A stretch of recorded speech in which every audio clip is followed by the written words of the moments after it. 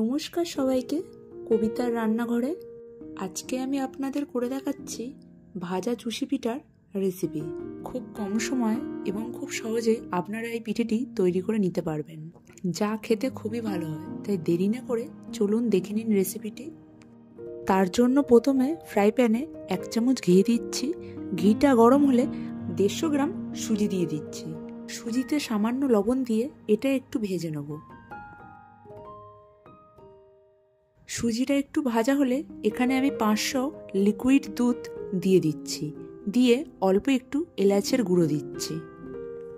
এরপর medium to low ফ্লেমে সুজিটা সেদ্ধ করে নেব।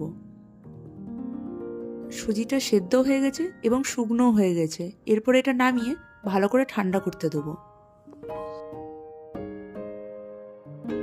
সুজিটা ঠান্ডা হয়ে যাওয়ার পরে গুঁড়ো দুধ দিয়ে ভালো করে মেখে একটা শক্ত ডো তৈরি করে নেব।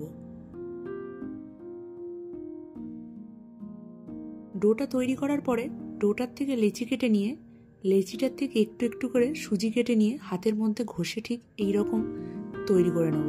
দেখুন কিভাবে তৈরিটা করছি, আপনারা ঠিক এই রকম ভাবেই করবেন।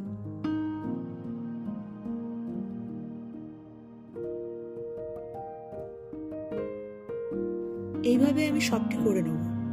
সবটি করা হয়ে গেছে। এরপর আমি এক সাইডে তেল গরম করতে বসেছিলাম। তেলটি মাঝামাঝি গরম হয়েছে। এরপরে আমি এগুলি সব তেলের মধ্যে দিয়ে দিচ্ছি। তেলের মধ্যে দিয়ে মিডিয়াম টু লো ফ্লেমে এটা আমি একটু লাল করে ভেজে নেব। এটা ভাজা হোক ততক্ষণে আমি চিনি শিরাটা তৈরি করে নেব। তার জন্য 1 কাপ জল দিচ্ছি, তাতে 1 কাপ চিনি দিচ্ছি আর একটু লেবুর রস দিচ্ছি। এই শিরাটা একটু ঘন মতন হবে। এইদিকে এইগুলো লাল লাল করে ভাজা হয়ে গেছে। এরপর আমি তুলে নিচ্ছি। দেখুন আপনারা ঠিক এইরকম ভাবেই ভাজবেন, কালারটা যেন এইরকমই হয়।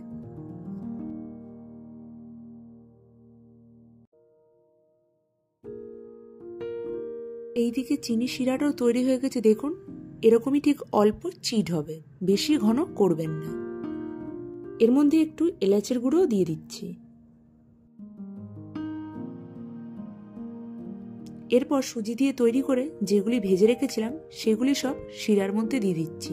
দিয়ে 20 সেকেন্ডের মতন নাড়াচাড়া করে গ্যাসের ফ্লেমটা বন্ধ করে এটা চাপা দিয়ে 1 থেকে 1.5 ঘন্টার মতন রেখে দেবো, যাতে শিরাটা এগুলির ভেতরে ভালো করে ঢুকতে পারে।